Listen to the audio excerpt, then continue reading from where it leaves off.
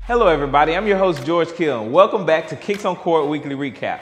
This week, Wilson Chandler takes it back to 88, while Nick Young and Derrick Williams go head-to-head for the title. We'll also give you the top 15 All-Star Weekend kicks, a conversation with Maya Moore, and the exclusive on the Tony Parker deal. All that and more in today's Kicks on Court Weekly Recap. Hi, I'm Tony Parker from the San Antonio Spurs, and you're watching Kicks on Court. Unfortunately, many of you were not able to get your hands on the 88 Retro 3s that released just 2 weeks ago. Not only was Wilson Chandler one of the lucky ones, but he also laced these up on court. Now some of you asked, how can you tell if these are the 88 Retro 3s? Well, if you look closely at this pic, you can see the Nike Air on the heel. Chandler is one of those players on the cusp of our Kicks on Court champion nominee list. He's now worn the University Blue Foam Pros, an ID Kobe 8, and the 88 Retro 3s. So pay attention to what he'll wear in the second half of the season. He just might crack the top 10. In case you missed it, we added a new element to our Kicks on Court champion race for the second half of the season. Kicks on Court head-to-head matchups highlights the games in which our nominees play against each other. You guys will be the judge on who wears the best shoe in each respective matchup. We had our first head-to-head matchup with Nick Young and Derrick Williams as Minnesota played host to Philly earlier this week. What better way to start the new element off than with two of our top 3 nominees, right? Let's take a look at your votes. With over 1,700 plus votes, the majority of you chose Nick Young and his wear of the Filbert Air Jordan 7 and Python Kobe 8 in the same game over Derrick Williams and the oxidized green 14s. Don't get me wrong, I love Nick Young. He brings a crazy variety to the court. But Derrick Williams wore a shoe from '99. That's 14 years ago. That's crazy closet appeal.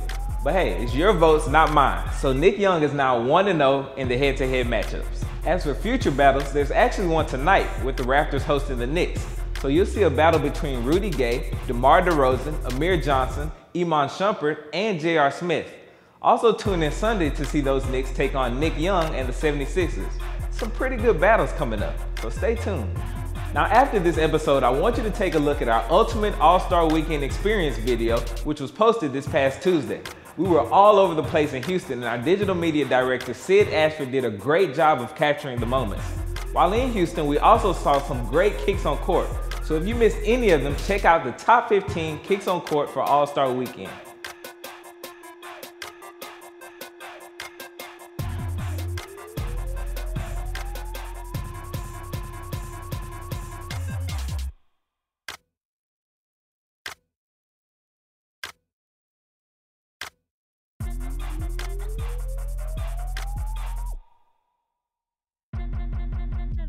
Did you see Maya Moore crack the top 10 with those 28s? We caught up with Jordan Brand's first female basketball athlete to discuss those 28s.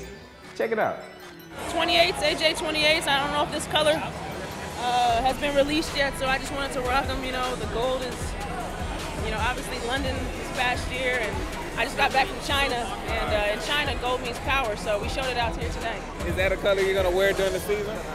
Oh, I don't know. We have to wait and see. But this is a little preview of something to come. Yeah. What do you like about this shoe the most? They're really light. I love light shoes. I think our generation is so spoiled because the technology has made such light shoes, and these are definitely one of the lightest I've ever worn. The move to Chinese brands seems to be hot amongst veteran players. KG is now with Anta, and Dwayne Wade recently made the move to Li Ning.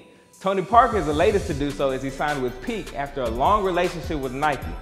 We caught up with Tony in an exclusive convo to hear his first words after the deal. Check it out. It was a tough decision, obviously I've been with Nike my whole life, and it was just a tough decision, but I liked what Pete was proposing. It was a great challenge for me. I wanted to experience something new, and I'm very happy to be with a new family. I'm looking forward to all the great stuff we can do together. I felt like it'd be a great experience for me to go to China and experience something different. Yeah, and I noticed you had a Peak shoe like right after the announcement was made, so you had to been working on that for a while. Like, what was the process? It was like the last 2-3 weeks. Nike, they had a right to match. So I worked with Peak to make a shoe to be ready just in case Nike was not going to match. Yeah. What do you think about that new shoe playing in it? You played in it for I love my new shoe. It feels very comfortable, very light, and it's been great so far. And I can't wait to go over there and work, on the design and the style and stuff like that. Have more input, for the next one for next year. Before we close, let's take a look at what you're wearing. Ronnie Skipsky laced up the Taxi LeBron 9 PS Elite, while McFly Turk 23 wore the green camo 28s. Lastly, Do It Like a Pro rocked the CP3 6. What's up with those socks? Well, that brings us to a close, so check back next Friday to see how the month of March begins. Until then, your host, George Kill.